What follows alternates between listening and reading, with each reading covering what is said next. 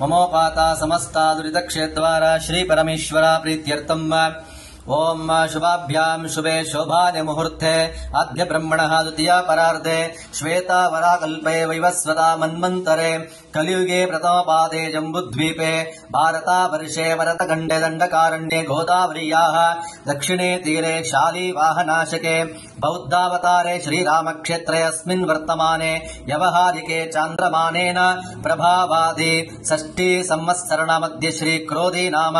संवत्सरे उत्तरायणे वसंत ऋतु वैशाखमासे कृष्णपक्षे अमावास्यां शुभादितो बृहस्पति वासारयुक्तायां रोहिणी नक्षत्रा संयुक्तायां धृति योगा संयुक्तायां किंस्तुघ्ना करणा संयुक्तायां शुभ नक्षत्रा शुभ योगा शुभ करणयं गुणा विशेषेण विशिष्टायामस्यां यजमानस्य श्री श्री श्री नरेन्द्र दामोदास मोदी नामधेयस्य अनुराध नक्षत्रे वृश्चिका राशो जातस्य